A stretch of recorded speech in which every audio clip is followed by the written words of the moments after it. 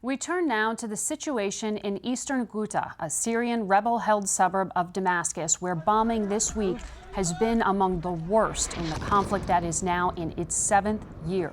President Bashar al-Assad's government forces have bombarded the city, killing at least 500 this week alone, many of them women and children. Yesterday, the UN called for an immediate ceasefire, and the UN Secretary General has called the situation hell on earth. For some perspective on the situation, we are joined now by Syria Ambassador Frederic Hof, the former Special Envoy to Syria, I should say. He is now with the Atlantic Council. Ambassador, we've seen these kind of ceasefires before from the UN. Is this any different?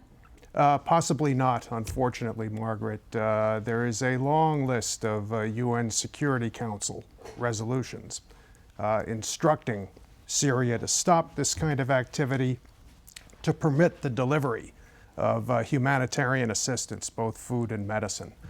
They've been ignored.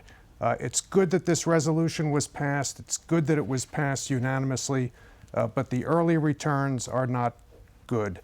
Bombing is reportedly ongoing as we speak. Now, this is a suburb of the capital of Damascus. Yes. President Trump has called this a humanitarian disgrace, and he publicly blamed Iran. He blamed Russia. He blamed the Assad regime. But he said the U.S. were only there to fight ISIS. Is that the limit of U.S. intervention? Well, possibly not. It remains to be seen. Nearly a year ago, in April 2017, the United States intervened very forcefully, striking a Syrian airbase in the wake of a sarin nerve agent attack by the Assad regime on civilians in northern Syria.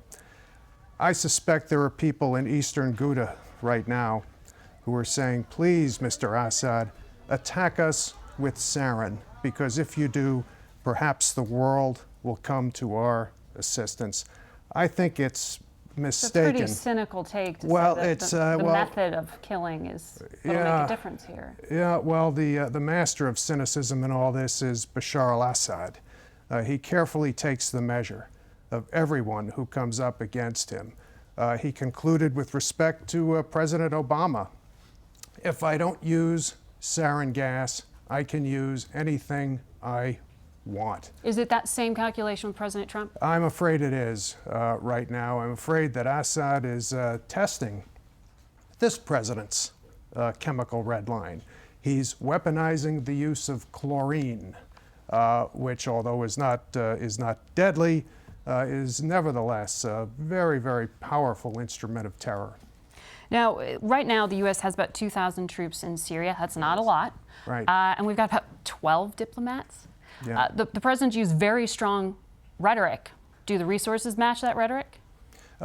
This is again, we're going to have to see if the resources match the strategy. Secretary of State Tillerson gave a very powerful speech at Stanford University a couple of weeks ago about Syrian strategy.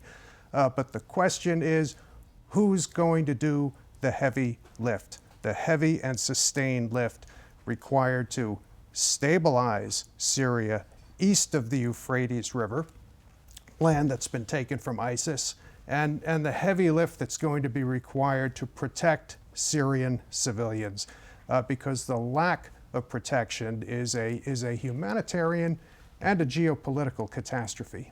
Now, for Americans, when they hear U.S. involvement, they want to limit U.S. intervention for their own safety.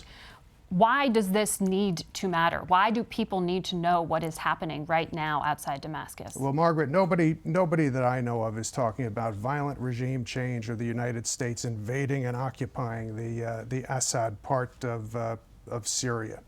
The UN resolution passed yesterday said that ongoing violence directed against civilians is a threat to the peace and security of the region. This kind of mass homicide campaign encourages extremists.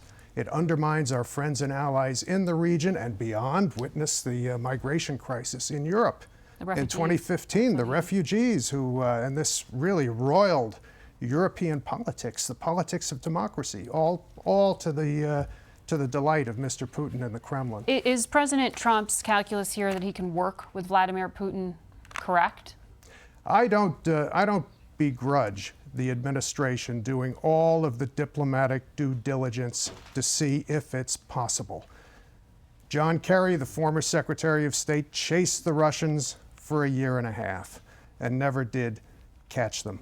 What happens over the next few days and the next few weeks in eastern Ghouta will tell us, I think, whether or not there's any there in terms of working with the Russians. They really need to get their client out of this dirty business. Ambassador Hof, thank you very much for joining us. And be sure to tune in tonight to 60 Minutes. Our Scott Pelley will bring you a powerful report on that Assad regime sarin gas attack in Syria last April and the continued onslaught there.